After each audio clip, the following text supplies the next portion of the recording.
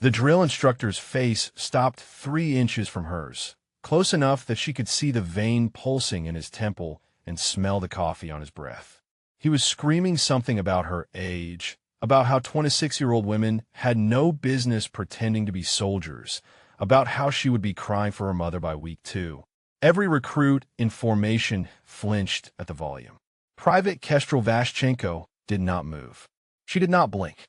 Her stillness was so absolute, so eerily complete, that Staff Sergeant Cade Rennick faltered mid-sentence. He had seen that kind of stillness before, in men who had done things that changed them forever. Then he shook it off and doubled down, demanding to know what made her think she belonged here with real warriors.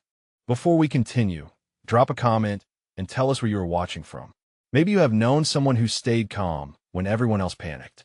The reception battalion at Fort Leonard Wood had processed thousands of recruits, but the August heat made this cycle feel particularly brutal.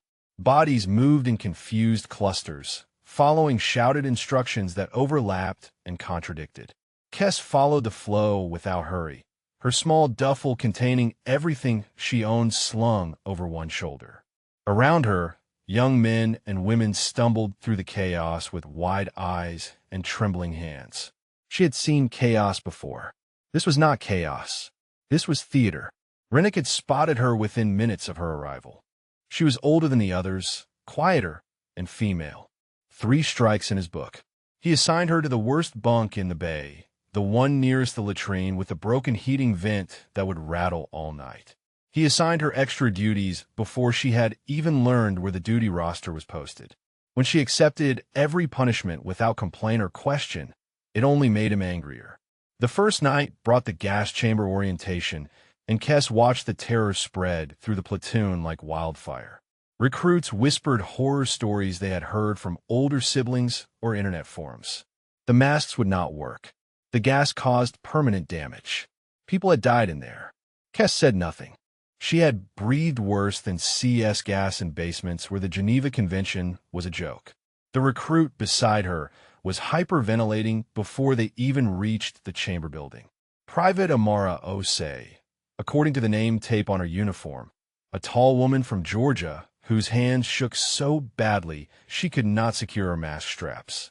The drill instructors were screaming at everyone to move faster, and nobody was helping her. Kess stepped close without drawing attention, her fingers finding the straps and adjusting them with practiced efficiency. She spoke low enough that only Amara could hear. Breathe through your nose. Slow count to 4. The mask works if you trust it. Amara's eyes found hers, desperate and grateful, and Kess gave her the smallest nod before stepping back in a line. Inside the chamber, Kess stood motionless while others thrashed and panicked around her.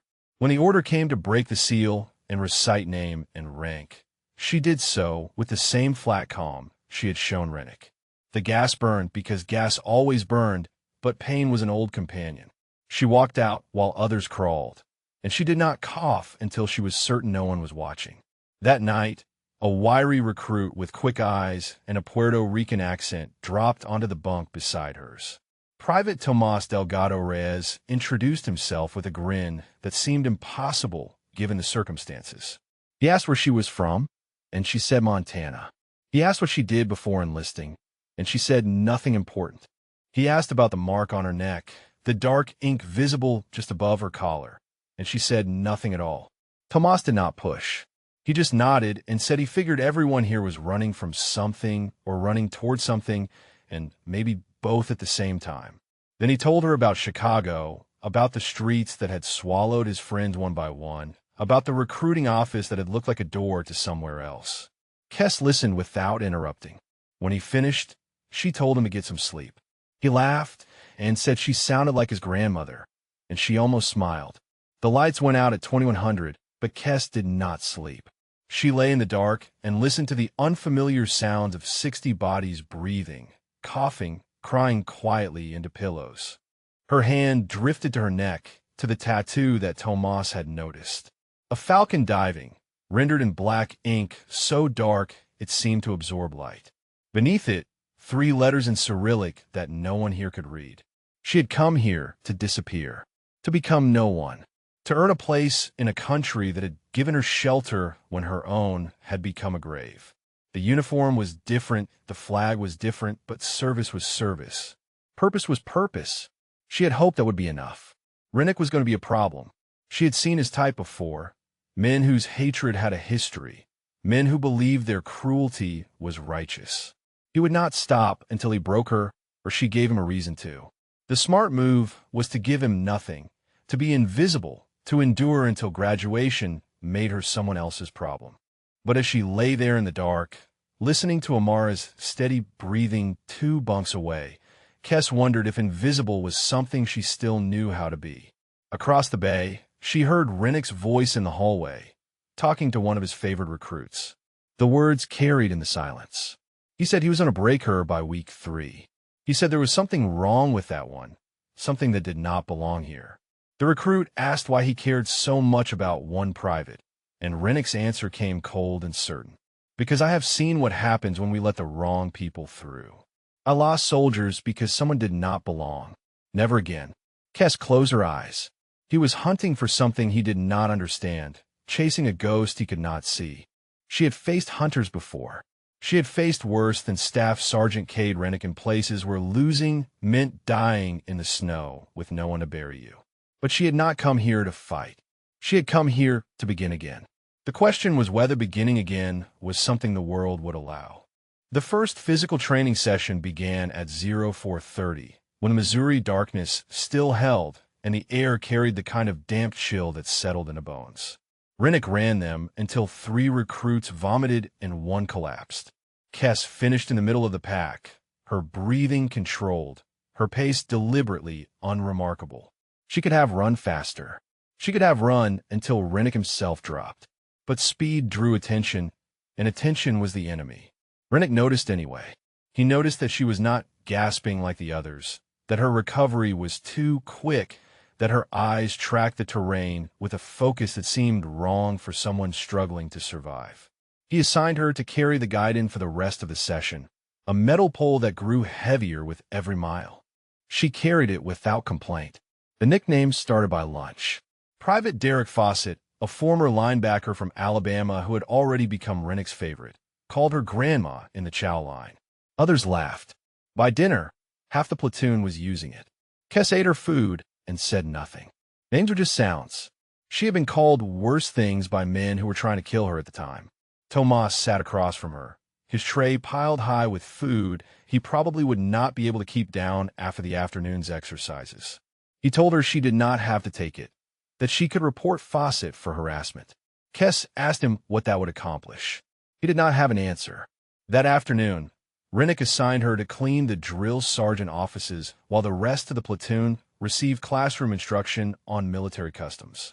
She scrubbed floors that were already clean, polished surfaces that held no dust, and organized files that needed no organization. When she finished early, he found something else, then something else. By the time she rejoined her platoon, she had missed 3 hours of instruction she would be tested on. Tomas was waiting for her outside the barracks. His lip was swollen, and there was dirt on his uniform. He said Fawcett had made another joke about her, something about grandmothers in nursing homes, and he had told Fawcett to shut his mouth. The situation had escalated from there. Rinnik had broken it up and punished Tomas with extra duty while Fawcett received a warning. Kes looked at him for a long moment. Then she said, very quietly, that he should not do that again. He asked why not. She told him that defending her would only make them both targets, and she had survived worse than name-calling. He asked how she knew she had survived worse. She did not answer. That night, sleep would not come. Kes lay in her bunk and stared at the ceiling, listening to the rhythm of the barracks around her. Someone was crying softly 3 rows away. Someone else was praying in whispered Spanish. The heating vent rattled its broken song. Her hand found the tattoo, without conscious thought, fingers tracing the familiar lines of the diving falcon. She had been 19 when she earned it, standing in a frozen field in eastern Ukraine with 11 others who had survived selection. 40 started, 12 finished. The tattoo was their mark, their bond, their promise to each other. 3 Cyrillic letters beneath the falcon spelled a word that meant family in a language most Americans would never learn. She closed her eyes, and the dreams came anyway. Snow, gunfire, screaming in a language she had tried to forget. A voice cutting through the chaos, calling her name, calling her designation. Falcon 4, extract. Falcon 4, extract. Hands dragging her backward while she fought to go forward, to reach the bodies in the snow, to die with her brothers instead of living without them. She woke, gasping, her hand pressed against her mouth to muffle the sound. The barracks was dark and still. No one had heard. No one ever heard. The next morning brought land navigation training, and Kes allowed herself the smallest mistake. She let her competence show, just for a moment. The instructor had given them coordinates and compasses and told them to find their way through 3 miles of Ozark forest. Most recruits stumbled through the underbrush, second-guessing every turn. Kes moved through the terrain like water, finding its path downhill, reading the land the way others read street signs. Tomas caught up to her halfway through. He was breathing hard, his map clutched in white-knuckled hands, clearly lost. She slowed down and let him match her pace.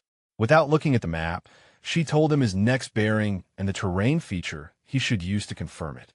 He stared at her. She shrugged and said she had grown up in Montana, that you learned to navigate or you froze to death in a blizzard. He did not look convinced, but he followed her guidance and found his checkpoint. Fawcett cornered her behind the supply building that evening, when the shadows were long and witnesses were scarce. He stepped in her path with 2 of his friends flanking him, and his smile held the promise of violence. He said Grandma should go home before she got hurt. He said women did not belong here, especially old women who thought they were special. He stepped closer, using his size to intimidate, and asked what she was going to do about it. Kes looked at him the way she might look at an obstacle on a course. Something to note, to navigate around, to forget once past. She said nothing. Her silence unnerved him more than any response could have. He had expected fear or anger, something he could use. Her absolute stillness gave him nothing. After a long moment, he stepped aside with a muttered threat about next time. Kes walked past him without adjusting her pace. She could feel his eyes on her back, could feel his confusion curdling into something more dangerous. Men like Fawcett needed reactions. They fed on fear. She had learned long ago how to starve them. The announcement came at evening formation. Rennick stood before the platoon with a clipboard in his hands and satisfaction in his eyes. Next week, he said, would begin rifle qualification, the most important test of basic training, the moment that separated soldiers from washouts. Some of them, he said, should consider quitting now rather than embarrassing themselves on the range. He looked directly at Kes when he said it. Around her, recruits shifted nervously. Rifle qualification terrified most of them.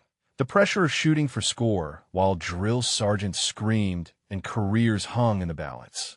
Kes kept her expression neutral, but somewhere behind her ribs, something cold began to turn. The rifle range. The one place where hiding what she was would be nearly impossible. The one test where her body would remember before her mind could stop it, where years of training would surface no matter how hard she tried to bury them. Rennick was still watching her, waiting for a reaction. She gave him nothing. But that night, alone in the dark, she pressed her hand against the falcon on her neck and wondered how much longer she could pretend to be ordinary. Red phase ground forward like a machine designed to break human beings. Sleep became a memory, 4 hours a night, if they were lucky, interrupted by fire drills and inspections and Rennick's creative punishments. Kes watched recruits crumble around her, watched the weak ones quit and the stubborn ones hollow out from the inside. She had trained in places where sleep deprivation was the kindest tool instructors used. This was difficult. It was not impossible. Rennick found new ways to single her out each day. He discovered that the latrine nearest her bunk had a leak, so he assigned her to clean it twice daily and inspected it with a flashlight, finding failures invisible to the human eye. He discovered that her bootlaces were 3 millimeters too long, a violation he had never enforced before. He discovered that her bunk corners were squared at 89 degrees instead of 90, and he tore the entire bed apart while the platoon watched. Kes remade the bed and said nothing. Tomas found her behind the barracks one evening, scrubbing her boots for the third time that day. He dropped down beside her and watched her work in silence. Then he said, voice low and conspiratorial, that he had figured out Rennick's problem. She asked what that was. Tomas grinned and said the man obviously had a crush on her. Why else would he spend so much time thinking about her, talking about her, watching her every move? It was practically romantic. Kes's hands stopped moving. For one moment, something cracked in the wall she had built, and her lip twitched in what might have been the beginning of a smile. Then it was gone, and she told Tomas that his theory needed work. But something warm had sparked in her chest, and she realized it had been a long time since anyone had made her want to laugh. Amara began sitting with them at meals. She did not say much at first, just listen while Tomas talked enough for all three of them. But one morning she told Kes that she had not forgotten the gas chamber, had not forgotten the hands that fixed her mask when everyone else looked away.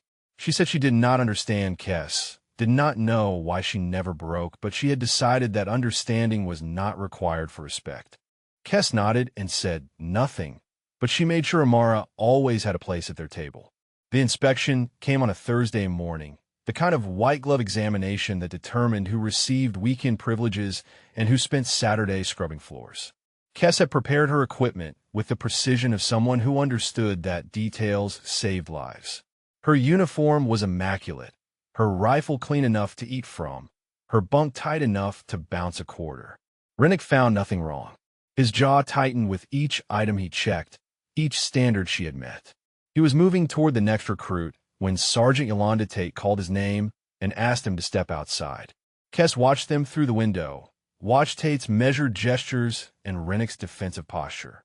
She could not hear the words, but she recognized the shape of a warning being delivered. It changed nothing.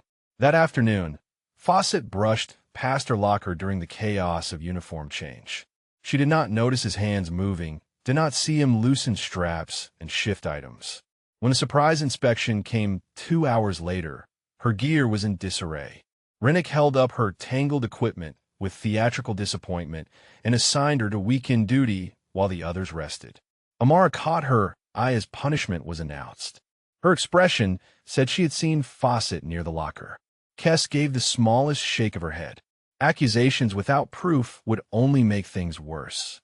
The hand-to-hand combat training came the following week, and Kes knew it would be dangerous. Fighting was not like running, where pace could be controlled. Fighting was instinct and muscle memory, and her muscles remembered things she needed them to forget. The instructor paired recruits randomly. When he called her name alongside Fawcett's, Rennick smiled from the sideline. Fawcett came at her like he had been waiting for permission. He was bigger, stronger, trained in the straightforward violence of football fields. He expected her to crumble, to give him the submission he had been craving since she refused to fear him. Kes let him advance. She watched his weight shift, read the telegraph of his shoulders, and when he committed to the takedown, she redirected his momentum with a movement so small it barely registered his motion. One moment he was attacking. The next he was face down on the mat with his arm locked at an angle that promised breakage. The instructor shouted for her to release. She did immediately and stepped back with her hands raised. Fawcett scrambled to his feet, his face red with humiliation. The platoon was silent. Kes shrugged when the instructor demanded to know where she had learned that. She said she had watched videos online. Beginner's luck, maybe. The instructor did not look convinced, but he moved on to the next pair. Tomas stared at her from across the mat with new questions in his eyes. Later, as the platoon filed out for evening chow, a recruit she barely knew stopped beside her. He gestured toward her neck and asked about the tattoo. What was it? What did those letters mean? His tone was curious rather than hostile, but Kes felt the familiar cold settle into her spine. She turned to look at him fully, and whatever he saw in her eyes made him step backward. She said it was from before. He asked before what? She said nothing more, just held his gaze until he muttered an apology and hurried away. Rennick was waiting for her outside the barracks that night. He stood in the shadows near the fire exit, arms crossed, his face unreadable in the darkness. She stopped 3 feet away and waited. He said he had been watching her. He said something did not add up. A 26-year-old woman with no military background who moved like a ghost and fought like she had been trained by professionals. The tattoo on her neck that nobody recognized. The way she never broke, never bent, never showed fear no matter what he threw at her. Everyone has secrets, private, he said, and I find them. That is what I do. I find the things people try to hide, and I drag them into the light. Kes met his eyes without flinching. She asked if he was finished. He said he was just getting started. She walked past him into the barracks and did not look back. But she could feel the weight of his attention following her, and she knew that the ground beneath her feet had begun to shift. White Phase arrived with the promise of rifles and the threat of failure.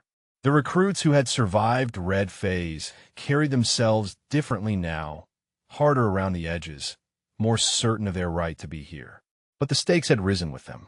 Mistakes in White Phase meant recycling, meant starting over, meant watching your platoon graduate without you.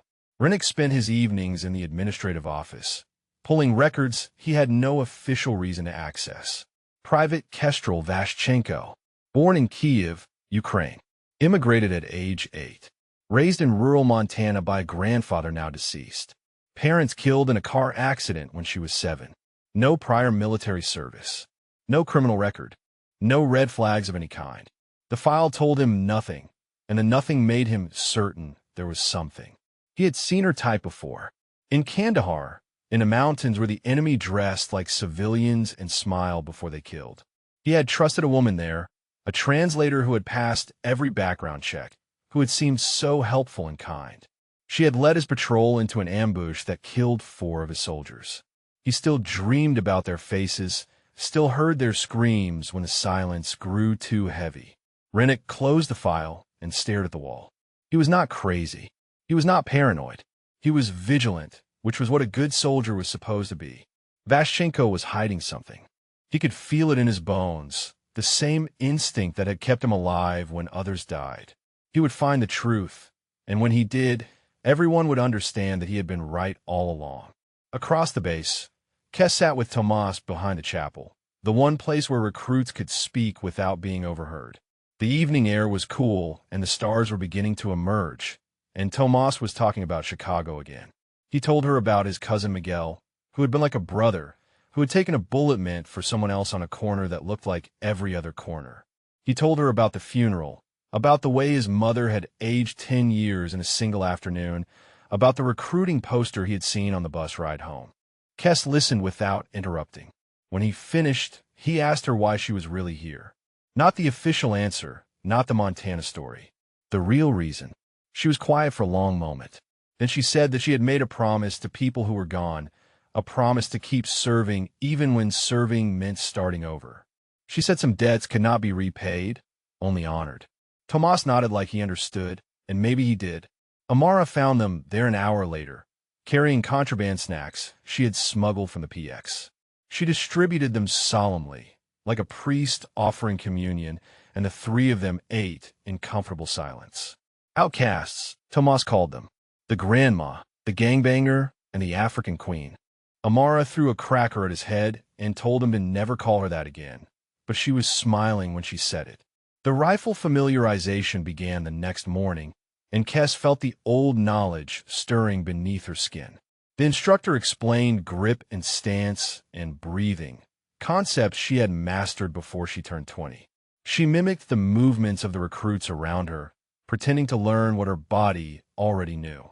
Tomas was struggling with his sight alignment, his shots scattering across the target like frightened birds. During a break, Kes moved to stand beside him. She spoke quietly, adjusting his grip by millimeters, explaining trigger pressure in terms no basic training manual would ever use. His next grouping tightened dramatically. He stared at her, questions burning in his eyes, but a drill instructor's approach ended the conversation before it could begin. Fawcett tried again that afternoon, catching her near the equipment shed where the shadows were deep and witnesses were few. He blocked her path with his body and said it was time she learned her place. He said Grandma had embarrassed him in front of the platoon, and debts like that needed to be paid. He reached for her arm, and Kes simply was not there anymore.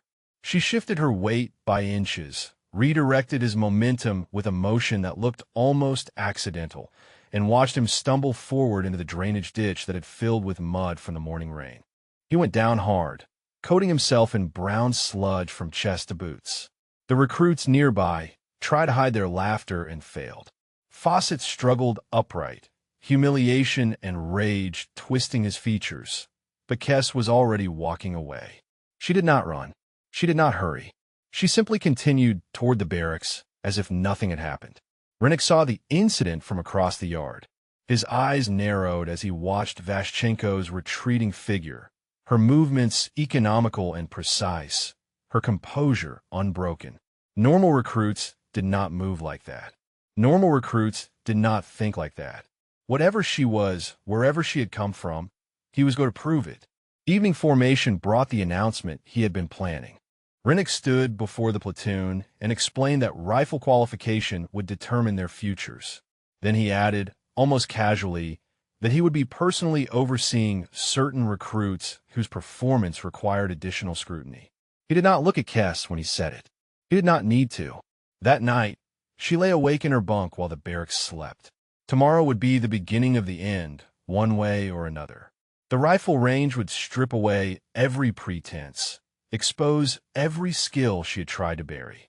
Her body would remember what her mind commanded it to forget. She looked at her hands in the darkness. They were trembling, but not from fear. The tremor came from restraint, from the effort of holding back, from muscles that remembered a different life and ached to return to it. She pressed her palms together and whispered 3 words in Ukrainian, so soft that even the night could barely hear them. Not yet. Not yet. The rifle range stretched before them in the gray morning light, targets standing like sentinels at distances that made most recruits squint. Kes felt the familiar weight of the M4 in her hands and forced herself to breathe slowly.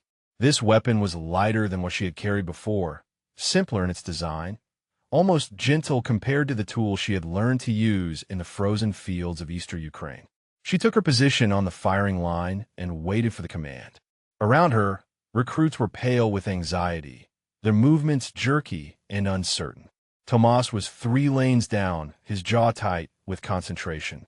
Amara was somewhere behind her, waiting for the next rotation.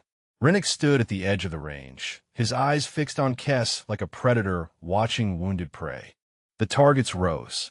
Kes raised her rifle and began to shoot. Every instinct screamed at her to perform, to show them what she could do, to put rounds through targets with the precision that had made her one of the deadliest marksmen in the Ukrainian special operations community. Instead, she deliberately softened her grip, introduced tiny variations in her breathing, allowed her shots to scatter just enough to be unremarkable. She qualified as marksman, the lowest passing score, exactly what she had aimed for. But Rennick was not satisfied. He approached her lane before the smoke had cleared, his expression troubled in a way that sent warning signals down her spine. He said her shooting was strange. Not bad, just strange. Too controlled for someone who claimed no experience. Too consistent in its inconsistency, as if the imperfection itself was calculated. He announced that she would re-qualify under direct observation. Possible cheating, he called it, though he did not specify what form such cheating might take. The other recruits watched in silence as Kes returned to the firing line. The second qualification began with Rennick standing directly behind her, close enough that she could hear his breathing. She raised her rifle and sighted the first target. Her finger found the trigger. The impact came from her right side, a shoulder checking into hers with enough force to jerk her aim sideways. Fawcett, moving to his own lane, offered a muttered apology that convinced no one. Her shot went wide. Then her next shot, because her concentration had shattered and her body was compensating in ways that made everything worse. She failed. Not by much, but enough. Rennick's voice carried across the range as he announced his recommendation. Private Vashchenko would be recycled to the beginning of basic training. Her performance was unacceptable. Her attitude was unacceptable. She was unacceptable. The walk back to the barracks took forever. Kes moved through a fog of faces and whispers, through the weight of Tomas's helpless anger and Amara's quiet grief. She reached her bunk and sat down heavily, staring at nothing. Recycling meant starting over. 10 weeks erased. 10 weeks of Rennick's hatred multiplied. 10 weeks of proving herself again to people who had already decided what she was worth. She could quit. The thought surfaced like a body rising from deep water. She could walk into the company office and sign the papers and be on a bus home by tomorrow. Home to what? She did not know. Home to nothing. But at least the nothing would be quiet. That night, sleep ambushed her without warning, and the dreams were waiting. Snow. Endless fields of white stained with red. The sound of automatic weapons fire echoing off frozen hills. Voices screaming in Ukrainian, calling designations that had become names that had become family. Falcon 2 is down. Falcon 6 is down. They are everywhere. We need extraction. We need support. We need God himself to reach down and save us. She was running through the snow, her rifle empty, her hands red with blood that was not her own. Bodies lay in the drifts around her, faces she knew, faces she loved, faces frozen in expressions of surprise and pain.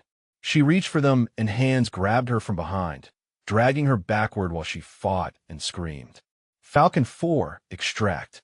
The voice was cold and professional. Falcon 4, you're the last. Extract now. She woke with her hand clamped over her mouth, tears streaming down her cheeks, the taste of snow and copper on her tongue. The barracks was dark and silent. No one had heard. No one ever heard. She did not know how long she sat there before Tomas appeared. He moved quietly between the bunks, a shadow among shadows, and lowered himself to sit beside her on the cold floor. He did not ask what was wrong. He did not offer empty comfort or meaningless words. He simply sat with her in the darkness, his shoulder touching hers, his presence a warmth against the cold that had followed her from the dream. After a long time, she spoke. She said she had been thinking about quitting. He said he figured as much. She said she did not know if she had anything left to prove. He said maybe proving things was not the point. Maybe the point was just to finish what you started, even when finishing hurt. She thought about that. She thought about the faces in the snow, the brothers she had lost, the promise she had made to honor them by continuing to serve. She thought about Rennick and his hatred, his certainty that she did not belong. She thought about what it would mean to let him win. When she finally spoke again, her voice was steady. She said she was done holding back. Whatever came next, she would face it as herself. The next morning brought unexpected news. Captain Ellis Woodard had reviewed Rennick's recycling recommendation. He had watched the qualification footage. He had seen Fawcett's interference and Rennick's proximity and the pattern of targeting that had characterized the past weeks. There would be no recycling. Instead, there would be a formal review board to examine the circumstances. Rennick's vendetta had finally crossed a line that even the Army could not ignore. The review board convened in a windowless conference room that smelled of stale coffee and bureaucratic tension. Kes sat at attention while officers she had never met reviewed documents and whispered among themselves. Captain Woodard presided with the weary patience of a man who had seen too many cases like this and expected to see many more. Sergeant Tate was called first. She stood before the board and spoke carefully, describing a pattern she had observed over the past weeks. A drill instructor who seemed unusually focused on a single recruit. Punishments that exceeded standard protocol. An atmosphere of targeting that had concerned her enough to raise questions, though her concerns had been dismissed. The footage came next. A technician loaded the video from the rifle range, and the room watched in silence as the sequence played out. Kes on the firing line, Rennick positioned directly behind her, and then Fawcett, his shoulder driving into hers at the precise moment she squeezed the trigger. The board asked Fawcett to explain. He stammered through an excuse about crowded lanes and accidental contact, but the video showed his eyes tracking Kes before the impact, showed his deliberate trajectory, showed the smirk he had failed to hide as her shot went wide. The verdict came within the hour. Private Vashchenko was reinstated with full standing. Private Fawcett received disciplinary action and a formal reprimand that would follow him through his career. Staff Sergeant Rennick received an official warning about professional conduct and was reminded that personal vendettas had no place in military training. He was not removed. He was not reassigned. He remained exactly where he had been, with exactly the same authority, but now his humiliation was a matter of record. Kes saw him in the hallway as she left the review board. His face was carefully blank, but his eyes burned with something that had moved beyond hatred into obsession. She understood then that the warning had not defused him. It had detonated something worse. The medical check came 2 days later, a routine examination to ensure recruits remained fit for training. Kes stood in line with the others, answered questions about allergies and medications, and waited for the physician's assistant to complete her assessment. The PA was a young woman with kind eyes and an attention to detail that proved inconvenient. She noticed the tattoo as Kes turned her head, the black falcon diving against pale skin, the Cyrillic letters stark beneath it. She asked what branch Kes had served in. Kes said she had not served. The tattoo was from before she immigrated. The PA frowned and leaned closer. She said the design looked military to her. The style, the placement, the precision of the line work. She had seen similar marks on veterans from Eastern European countries. Kes repeated that she had not served and asked if the examination was complete. The PA hesitated, then nodded and made a note in the file. Outside the medical building, Kes caught movement in her peripheral vision. Rennick, standing in the shadow of the supply depot, close enough to have heard every word through the open window. That night brought the dreams again, but this time they were different, clearer, more cruel in their specificity. She was in the snow, but she could see faces now. Dmytro with his easy laugh and his talent for finding humor in horror. Yevon, who had taught her to shoot, who had believed in her when others thought a woman could not carry the weight. Maxim, who had died in her arms, whose blood had soaked through her uniform and frozen against her skin. The voice came through the chaos, cutting and professional. Falcon 4, extract. Falcon 4, you're the last. Extract now. She woke with the words still echoing in her skull. Her hand found the tattoo in the darkness, fingers tracing the lines that connected her to the dead. I am sorry, brothers, she whispered. I'm sorry I am here and you're not. Amara found her the next morning, sitting alone behind the chapel where the three of them had claimed as their refuge. She sat down without invitation and studied Kes with eyes that held more understanding than they should have. She asked quietly if Kes had been in combat before. Kes did not answer immediately. The silence stretched between them like a bridge neither was certain would hold. Amara said her uncle had fought in Rwanda.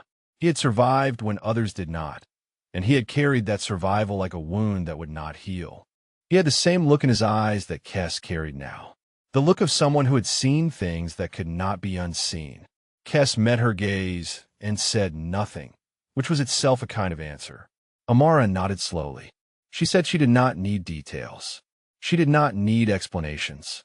She just needed Kes to know that whatever she was carrying, she was not carrying it alone. Tomas arrived minutes later, breathless from sprinting across the base. He had heard about Rennick asking questions, had heard rumors about phone calls to contacts outside Fort Leonard Wood. Something was happening, something beyond the normal harassment. Kes looked at her two friends, these people who had chosen her when choosing her brought nothing but trouble. She made a decision. She told them they would finish this together. Whatever came next, whatever Rennick discovered or tried to do, they would face it as a unit. The three of them, outcasts and misfits and survivors. Tomas grinned and called a pact. Amara nodded solemnly and said she had never broken a promise in her life. Across the base, in an office he had no authorization to use, Rennick ended a phone call and stared at the notes he had scribbled. His contact was a former intelligence analyst who specialized in identifying foreign military insignia. The man had promised results within 48 hours. Rennick smiled for the first time in days. He said aloud, to the empty room, that he had known something was wrong with her. Now he was going to prove it. The confidence course rose from the Missouri earth like a monument to controlled suffering. Rope walls and cargo nets, balance beams, and climbing towers, obstacles designed to break the connection between fear and action. Most recruits approached it with visible dread. Kes looked at the familiar shapes and felt her body remember. She had promised herself she would hold back. She had promised herself she would be ordinary.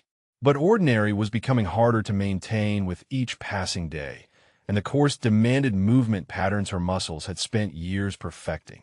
She started slow, matching the pace of recruits around her. But as she moved from obstacle to obstacle, something shifted. Her hands found grips without searching.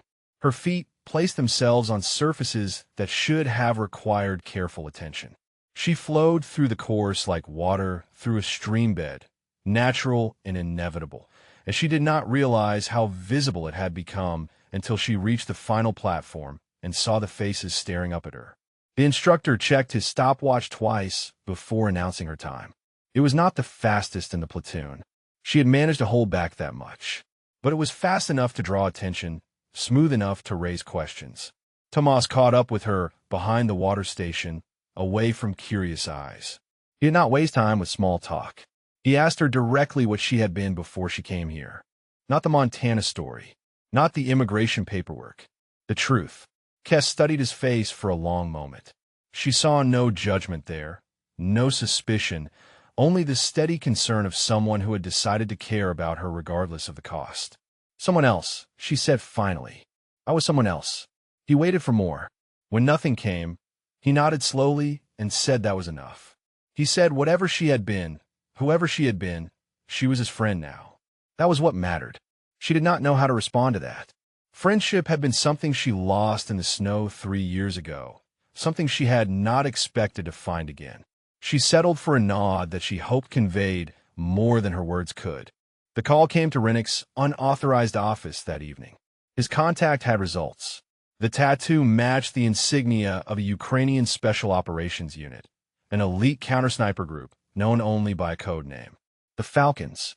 Records were classified at the highest levels, sealed by agreements between intelligence agencies that did not officially acknowledge the unit existed. What little information the contact could access suggested the Falcons were among the most lethal operatives in Eastern Europe, responsible for operations that had never appeared in any news report. Rennick listened in silence, his hand tightening around the phone until his knuckles went white. He had been right. He had been right all along.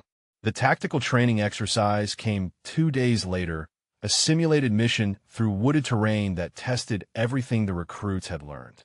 Kes moved with her squad, keeping her skills leashed, following rather than leading. Then Amara froze. The rope obstacle stretched between 2 platforms 40 feet above the ground, a simple traverse that required balance and nerve. Amara had made it halfway across when something broke inside her. She stopped moving, her hands locked on the rope, her body rigid with a fear that had ambushed her without warning. The instructor shouted at her to continue. Other recruits watched from below, some sympathetic, others impatient. Amara did not move. Could not move. Kes made her decision in less than a second. She climbed the tower with movements that belonged to a different kind of soldier, fluid and certain, her body flowing up the structure like she had done it 1,000 times. Because she had. She reached Amara's position and spoke quietly, her voice cutting through the panic. She told Amara to focus on her breathing. She told her to look at the far platform, not the ground. She told her exactly where to place her hands, exactly how to shift her weight, guiding her through each movement with the precision of someone who had talked terrified operatives through worse situations in places where falling meant dying. They reached the far platform together. Amara collapsed against the railing, gasping, but safe. Kes helped her to her feet and said nothing about what had just happened. But everyone had seen. The recruits below, the instructor with his clipboard, the drill sergeants who had paused their harassment to watch. Word spread through the platoon within hours. The grandma was some kind of ninja. The grandma had climbed that tower like a special forces soldier. The grandma was not what she appeared to be. Rennick was waiting for her outside the barracks that night, his face tight with the satisfaction of a hunter who had finally cornered his prey. He said he knew. He said the tattoo marked her as foreign military, Ukrainian special operations. He said hiding that kind of background constituted potential espionage, a security threat that he was obligated to report. He said her career was over before it had begun. Kes met his eyes without flinching. She asked if he had proof of espionage or just proof that she had served her country before serving his. He said the distinction would not matter once the investigation began. She walked past him into the barracks, her heart pounding against her ribs. He was going to report her.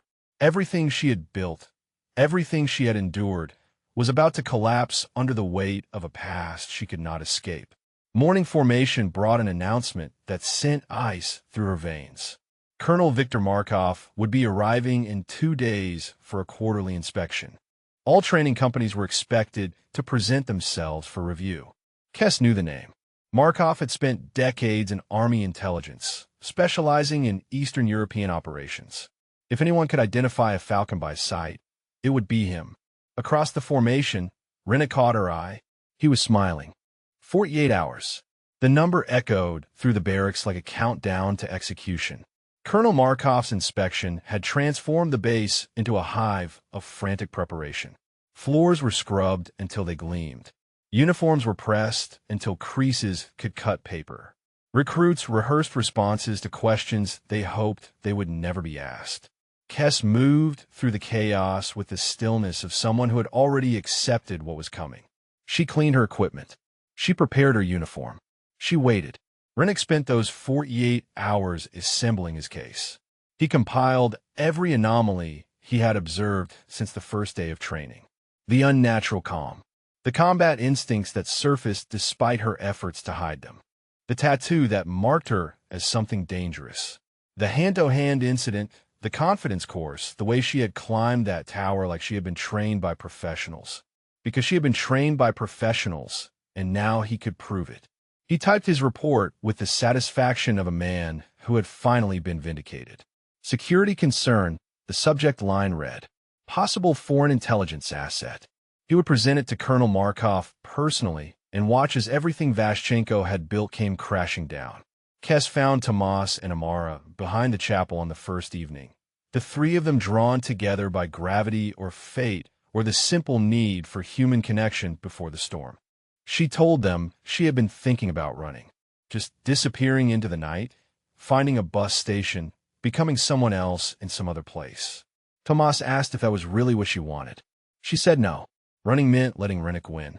Running meant abandoning the promise she had made to herself and to the brother she had lost. She told them she had also considered confessing first, walking into Woodard's office and laying everything out before Rennick could twist it into something sinister. Amara asked why she had not. Kes said because confession implied wrongdoing, and she had done nothing wrong. She had served her country. She had fought for people who could not fight for themselves. She had survived when survival seemed impossible.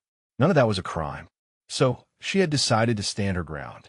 Whatever came, she would face it without flinching. She would let them see who she really was and let them decide what that meant. Tomas reached over and gripped her shoulder. He said they were with her. Whatever happened tomorrow, whatever the colonel decided, she was not facing it alone. Amara nodded, her expression fierce. She said she had not forgotten the gas chamber or the rope obstacle. She said debts like that did not disappear just because circumstances changed. Kes looked at them both and felt something crack in the wall she had built around herself. These people barely knew her. They had no obligation to stand beside her, but they were choosing to anyway, and that choice meant more than she could express. She told them one more thing. She said she had been a soldier before, in another country. She had fought in a war that most Americans did not know existed. She had lost people she loved, and she had come here to start over. That was all she could say, but she wanted them to know at least that much. Tomas asked if she had done anything wrong, anything that would justify Rennick's accusations. Kes was quiet for a long moment. Then she said that she had survived when others did not. Some people would call that wrong. Some people believed that survival itself was a betrayal of those who fell. She carried that weight every day, and she would carry it until she died. Neither of them responded with words. They simply sat with her in the darkness, three outcasts bound together by something stronger than military regulations. Across the base, Rennick reviewed his report one final time. Every piece of evidence was documented. Every observation was time-stamped. He had photographs of the tattoo, enhancement images that showed the Cyrillic letters clearly. He had testimony from other drill sergeants about her unusual abilities. He had everything he needed to destroy her. He saved the file and allowed himself a moment of satisfaction. Tomorrow, Colonel Markov would see what he had seen from the beginning. A threat masquerading as a recruit. A wolf in soldier's clothing. And Rennick would be the one who exposed her. The night before the inspection was the quietest Kes had experienced since arriving at Fort Leonard Wood. The barracks held its breath. Recruits lay awake in their bunks, too nervous for sleep, too exhausted for conversation. Kes sat on her bunk with her back against the wall, watching moonlight trace patterns across the floor. She thought about the snow and the blood and the voices that still called to her in dreams. She thought about the falcon on her neck and the brothers it represented. She thought about tomorrow and what it might bring. She had made peace with uncertainty long ago, in frozen fields where death walked beside her every moment. Whatever Colonel Markov decided, whatever happened next, she would face it the way she had faced everything else. With stillness, with resolve, with the knowledge that she had survived worse and could survive this too. Dawn came slowly, painting the sky in shades of gray and gold. The platoon assembled in formation, uniforms immaculate, faces tight with anxiety. Drill sergeants paced the lines, making final adjustments, hissing last-minute instructions. The black SUVs appeared at precisely 0800. Three vehicles moving in convoy, their windows tinted against the morning sun. They stopped at the edge of the parade ground, and doors opened in unison. Colonel Viktor Markov stepped out of the lead vehicle. He was tall and weathered, with silver hair cropped close to his skull and eyes that had seen decades of secrets. He surveyed the assembled recruits with the practiced gaze of someone who had spent his career reading people. His eyes moved across the formation, searching, looking for something specific, looking for someone.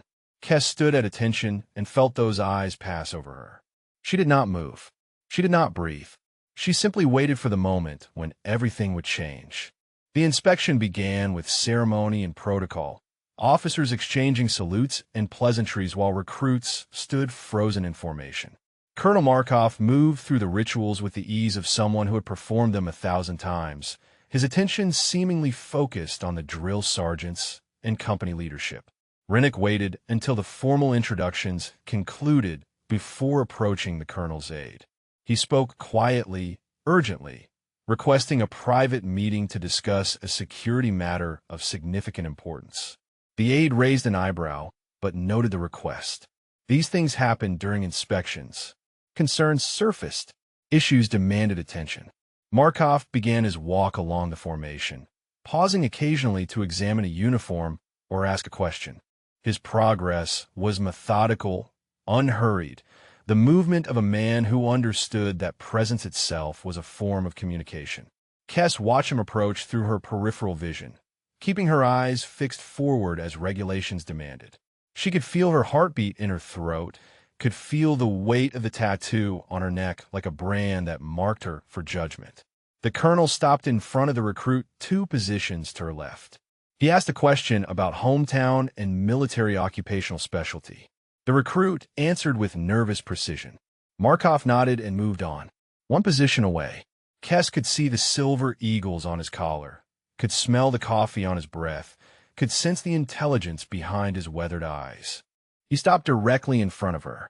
For a moment, nothing happened. He looked at her face, her uniform, her bearing. Standard inspection protocol. Then his gaze dropped to her neck, to the edge of black ink visible above her collar. The color drained from his face. It happened so quickly that only someone watching closely would have noticed. His jaw tightened. His hands, clasped behind his back, began to tremble. His eyes locked onto the tattoo with the intensity of a man seeing a ghost. He said nothing, asked nothing, simply stared for 3 heartbeats that felt like hours. Then he moved on, continuing down the line as if nothing had happened. But Kes had seen his face. She had seen recognition and shock, and something that might have been fear. The inspection continued. Rennick presented his report in a small office adjacent to the company headquarters, spreading documents across the desk with barely contained triumph. He explained his observations, his research, his certainty that Private Vashchenko represented a security threat. He produced the photographs of her tattoo, enhanced images that showed every detail of the diving falcon and the Cyrillic letters beneath. Markov listened in silence. When Rennick finished, the colonel asked only one question.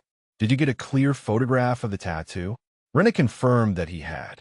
He slid the best image across the desk, expecting validation, expecting praise for his vigilance. Markov looked at the photograph for a long moment. Then he gathered the documents, placed them in a folder, and told Rennick that this matter was now above his pay grade. The staff sergeant was dismissed. He was not to speak of this to anyone. He was not to approach Private Vashchenko again. Rennick started to protest. Markov cut him off with a single look that contained decades of authority and secrets that would never be spoken aloud. The staff sergeant left the office in confused silence. 20 minutes later, a runner found Kes in formation and told her to report to the colonel's temporary office immediately. She walked across the base with the measured pace of someone approaching an execution, uncertain whether the blade would fall or miss. The office was small and sparse, borrowed space that smelled of dust and old paper. Markov sat behind the desk, the folder containing Rennick's report closed in front of him. He gestured for her to close the door. When he spoke, it was in Ukrainian. He asked if she was Falcon 4. The words hit her like bullets, each one tearing through walls she had spent 3 years building. She had not heard her designation spoken aloud since the snow, since the screaming, since hands dragged her away from the bodies of her brothers. She did not answer, could not answer. Markov continued in the same language, his accent marking him as someone who had learned Ukrainian for professional reasons rather than heritage. He said he had studied her unit for 15 years. The Falcons did not officially exist, but he had compiled files on every operative he could identify. He knew about the selection process that broke 90% of candidates. He knew about the missions that never appeared in any report. He knew about the siege of Debaltsev and the defense of Donetsk Airport. He knew about Falcon 4, 47 confirmed kills, one of the deadliest marksmen in Eastern European special operations, the only survivor of a mission that had claimed 11 of the 12 operatives deployed. He asked again, "Are you Falcon 4? Kes finally found her voice. She answered in English, deliberately, drawing a line between past and present. "That person died in the snow 3 years ago." Markov leaned back in his chair and studied her with eyes that had seen too much to be surprised by anything. He asked if that was true, then who was standing in front of him wearing an American uniform. The question hung in the air between them. Kes thought about the brother she had lost, the promise she had made, the long road that had led her from frozen Ukrainian fields to this borrowed office in Missouri. She said she was someone trying to start over. Someone who still knew how to serve even when the flag had changed.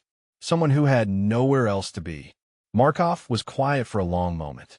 Then he said this situation was beyond his authority. He needed to make calls to people in Washington who handle matters like this. Her status, her background, her presence in the American military created complications he could not resolve alone. But before he made those calls, he wanted to know one thing. Why? Why come here? Why subject herself to basic training when she had already proven herself in ways most American soldiers could not imagine? Kes met his eyes. She said she came because she had nowhere else to be, and because she still knew how to serve. The uniform was different. The flag was different. But service was service. Purpose was purpose. And she had promised her brothers that she would keep fighting, even if fighting meant starting over from nothing. Markov nodded slowly, something like respect flickering in his expression. He told her to return to her platoon and continue training as if nothing had happened. He would be in touch. She stood, saluted, and walked out of the office. Behind her, she heard him reach for the phone. The calls took most of the afternoon. Through the window of his borrowed office, Markov could be seen pacing with a phone pressed to his ear, his free hand gesturing with increasing urgency. Names were spoken that recruits would never hear, agencies referenced that did not appear on any organizational chart. Whatever was being decided, it was happening far above Fort Leonard Wood. Rennick watched from across the parade ground, his confusion curdling into something darker. He had been dismissed, silenced, told that his investigation was above his pay grade, as if the security of his training company was someone else's concern. Something had gone wrong, and he needed to know what. He found Kess near the barracks, walking alone after evening chow. He stepped into her path with the aggression of a man who had nothing left to lose. He demanded to know what she had told the colonel, what lies she had spun, what story she had fabricated to turn his legitimate concerns into something dismissible. He said he knew what she was, a spy, a plant, a threat to every soldier on this base, and he would not rest until everyone else knew it too. Kess looked at him for a long moment.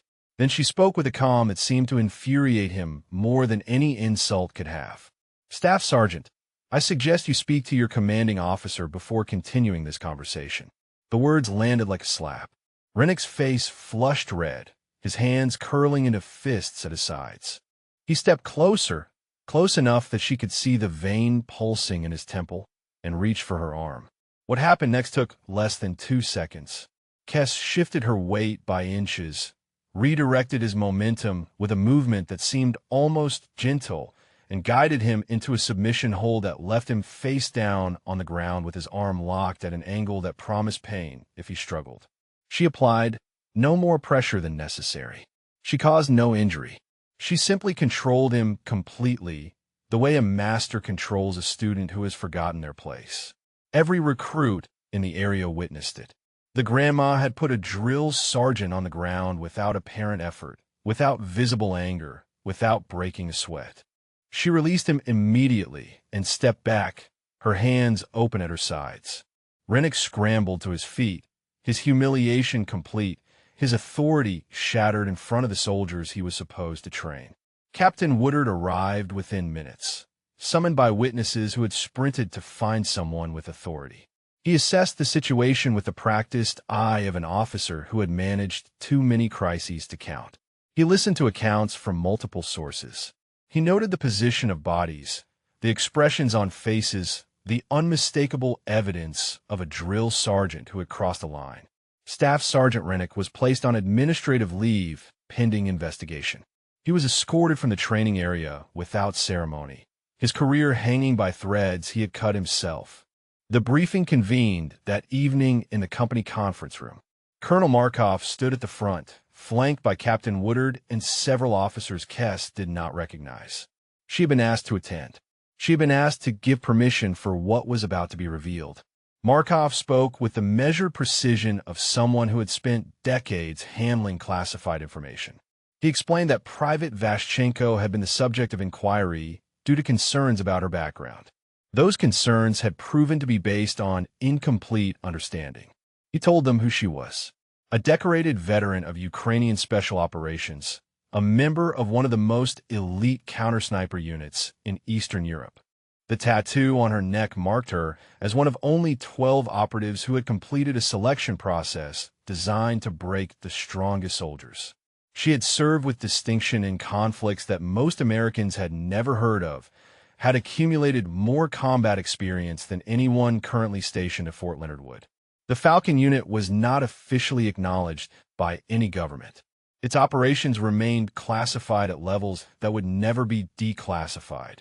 But what could be said was that the woman standing before them had served her country with extraordinary valor before circumstances forced her to seek a new home. The room was silent. Officers exchanged glances that carried questions no one would ask aloud. Woodard finally spoke. He asked why she had hidden this, why she had subjected herself to basic training, to harassment, to treatment that was beneath someone of her experience and ability. Kess met his eyes. She said she had wanted to earn her place, not have it given. She had come to America with nothing but skills and memories, and she had wanted to prove that she belonged here on merit, not on reputation. She had wanted to be judged for who she was becoming, not who she had been. The silence that followed held something like respect. After the briefing, Tomas and Amara found her outside the conference room. They stared at her as if seeing her for the first time, which in some ways they were. Tomas broke first. He laughed, a sound of pure disbelief, and said that Grandma was a war hero. That the woman who had eaten smuggled crackers behind the chapel and listened to his stories about Chicago was apparently some kind of legendary special forces operative. Amara shook her head slowly. She said she had known something was different. She had seen it from the beginning. But this was beyond anything she had imagined. Kes asked if it changed things. If knowing who she had been changed who they wanted her to be. Tomas gripped her shoulder the way he had done a dozen times before. He said she was still his friend. She was still the person who had helped Amara on the rope obstacle and given him advice on the rifle range, and sat with him in the darkness when the weight of everything became too heavy. The rest was just details. Amara nodded. Details, she agreed. Markov approached as the others departed. He said her situation created complications, but it also created opportunities. There were people in Washington who wanted to speak with her about her future. Her skills were rare. Her experience was invaluable. Doors were opening that had never existed before. But first, he said, she needed to finish what she had started. Basic training would continue. She would graduate with her platoon. She would earn the title she had come here to claim. Then they would talk about what came next. Word spread through the training company like fire through dry grass. The grandma was a war hero. The quiet woman they had mocked and dismissed had more combat experience than their drill sergeants combined. Recruits who had laughed at her now watched her with something between awe and uncertainty, unsure how to treat someone who had been their peer one day and a legend the next. Kes gave them no guidance. She showed up to formation at the same time as everyone else. She completed the same tasks, ate the same food, slept in the same bunk. When a recruit offered to carry her equipment during a march, she declined with a look that ended the conversation. When an instructor suggested she might want to sit out a particularly grueling exercise, she took her place in line without comment. She had come here to earn her place. That had not changed. Blue Phase brought the final field exercise, a 72-hour operation that simulated everything the recruits had learned. Tactical movement, Landnavigation, defensive positions, simulated combat with blank rounds, and umpires who judged every decision. It was designed to break those who had survived everything else, to prove that basic training had transformed civilians into soldiers. The instructors assigned Kes to lead a squad element. It was not favoritism. It was a test, a chance to see if the legend matched the reality. She gathered her squad before they moved out. Tomas was there, and Amara, and 6 others who had watched her journey from the beginning. She looked at each of them in turn and spoke simply. She said they were a team. She said she would get them through this, but only if they trusted each other. She said rank and reputation meant nothing in the field. Only performance mattered. They moved into the Ozark forest as night fell, and Kes felt something shift inside her. The trees and shadows became familiar, the weight of responsibility settling onto her shoulders like a uniform she had never truly removed. She read the terrain the way others read street signs, anticipated threats before they materialized, positioned her people where they could succeed. 72 hours later, her squad emerged with the highest score in the training cycle. 0 casualties in simulated combat. Every objective achieved.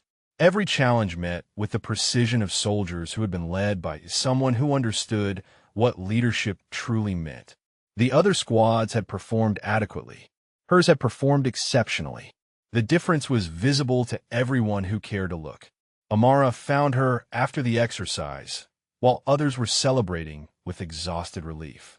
She sat down beside Kes on a fallen log and was quiet for a long moment before speaking. She said she understood now why Kes had helped her on the rope obstacle, why she had fixed her mask in a gas chamber, why she seemed to carry the weight of every person around her on her shoulders. You have lost people, Amara said. You do not want to lose more. Kes did not deny it. She said that everyone she had ever served with was dead. 11 brothers who had trusted her, who had fought beside her, who had died in the snow while she was dragged away screaming. She said carrying others was all she knew how to do anymore. Amara reached over and took her hand. She said that Kes had not lost everyone. She had found new people to carry, and maybe sometimes those people could carry her too. Tomas joined them as the sun began to set. He dropped onto the log with theatrical exhaustion and declared that he had never been so tired in his entire life. Then he looked at Kes and grinned. He said he did not care about her past. He did not care about the tattoo or the classified missions or the body count that apparently made generals nervous. She was his friend. She had been his friend when she was just the quiet grandma who helped him with land navigation. She would be his friend when she was whatever she became next. That, he said, was what mattered. Across the base, in an office he had been confined to pending investigation, Cade Rennick sat alone with the wreckage of his career. The investigation had uncovered everything. The harassment, the falsified reports, the systematic targeting of a recruit who had done nothing wrong except fail to match his expectations. He would likely be discharged. 20 years of service ending in disgrace because he had been unable to see past his own trauma. The thing that haunted him most was that he had genuinely believed he was protecting the army.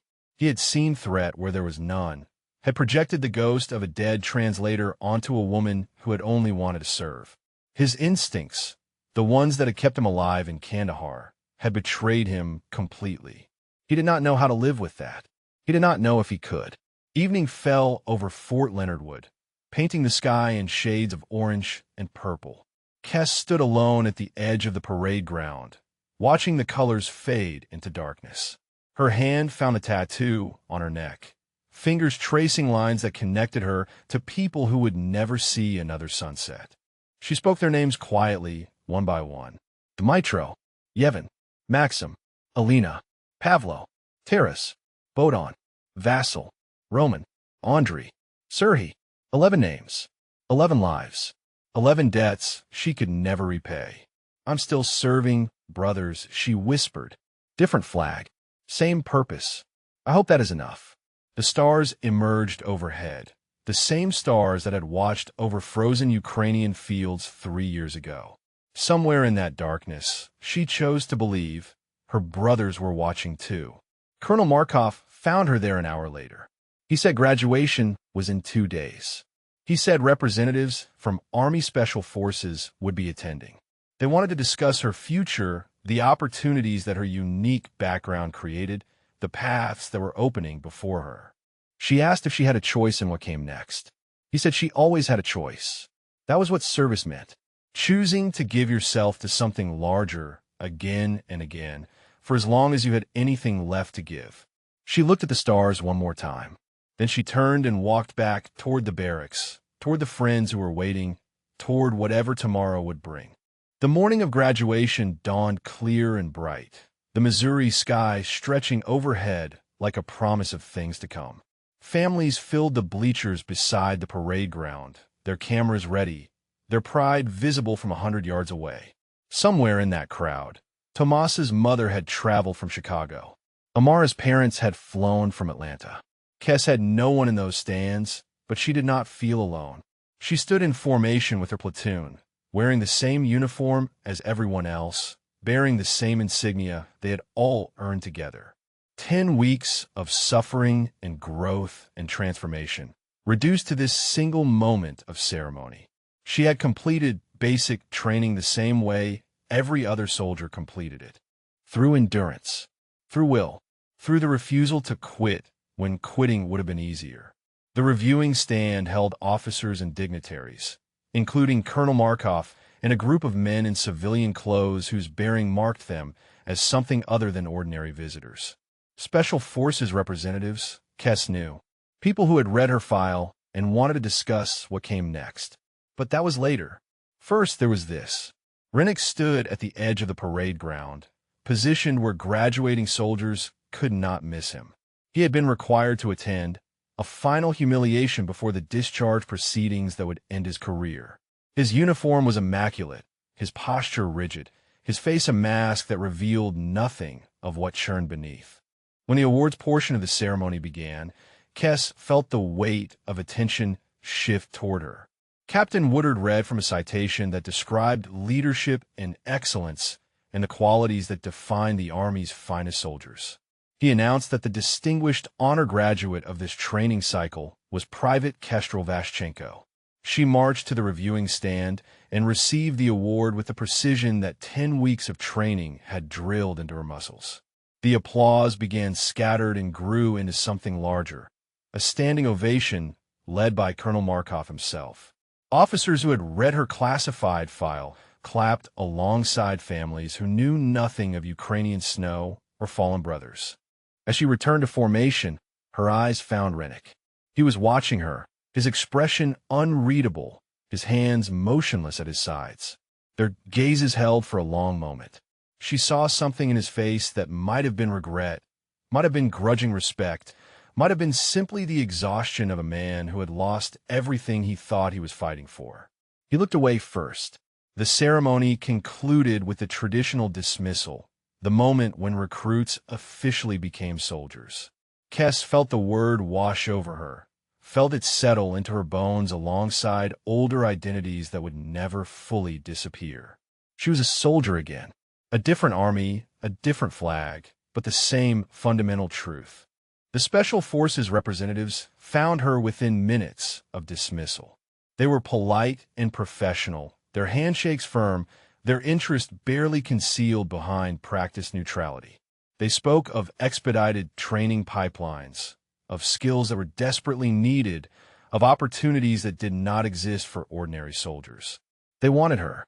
The Army wanted her. And for the first time since she had arrived at Fort Leonard Wood, she allowed herself to believe that wanting was not the same as taking. She told them she would consider their offer. She told them she needed time to think. They nodded and gave her cards with phone numbers that would reach people who did not officially exist. Tomas and Amara found her near the family area, where graduates were reuniting with loved ones. They pulled her into a group embrace that she did not resist, 3 outcasts who had become something more. Tomas's mother insisted on taking a photograph. The 3 of them stood together, arms around each other's shoulders, grinning with the exhausted joy of survivors. They would be assigned to different duty stations. Tomas was heading to Fort Hood, Amara to Fort Bragg. Kess did not yet know where she would go, but she suspected it would not be anywhere ordinary. They promised to stay connected. They promised that distance would not erase what they had built. They promised, and Kess believed them, because promises were things she had learned to keep. The families began to disperse, the parade ground emptying as the day's heat intensified. Kess stood alone for a moment, watching the American flag ripple in the breeze above the reviewing stand. She thought about the journey that had brought her here, the snow and the blood and the screaming, the brothers she had lost, the silence of a Montana farmhouse where she had tried to disappear, the decision to enlist, to start over, to find purpose in a country that had given her shelter when her own had become a grave. She had arrived broken, carrying the weight of 11 dead on her shoulders. She had found something here that she had not expected. Not just a uniform or a title, but a family. New brothers and sisters who had chosen her, when choosing her brought nothing but trouble. A young recruit approached nervously, one of the soldiers from a junior training cycle who had watched the graduation ceremony. She was perhaps 19, her uniform still new, her uncertainty visible in every movement. She gestured toward Kess's neck and asked, hesitantly, about the tattoo, what it meant, where it came from. Kess considered the question. She thought about all the ways she could answer, all the truths she could share or conceal. Then she spoke simply. It means family, the ones we are born to and the ones we earn. The recruit nodded slowly, something like understanding flickering in her eyes. She thanked Kess and hurried back toward her own platoon, carrying a piece of wisdom she might not fully understand for years. Kess walked toward the edge of the parade ground, toward whatever waited beyond the gates of Fort Leonard Wood. Behind her, Colonel Markov watched her go. He turned to an aide and spoke quietly, his voice carrying notes of wonder and respect. I spent years trying to understand the Falcons, studying them, analyzing their methods. I never thought I would see one join our side. The aide asked what would happen to her now. Markov smiled slightly. He said, that was up to her. But whatever she chose, whatever path she walked, he suspected the army had just gained something extraordinary. Kes did not hear the conversation. She was already moving forward toward the future, toward whatever service still remained to be given. The falcon on her neck caught the sunlight as she walked, a permanent reminder of who she had been and who she had become. Different flag, same purpose. The brother she had lost would have understood. If this story moved you, drop a comment and tell us your favorite moment. Or share if you know someone whose past made them stronger, even when others could not see it.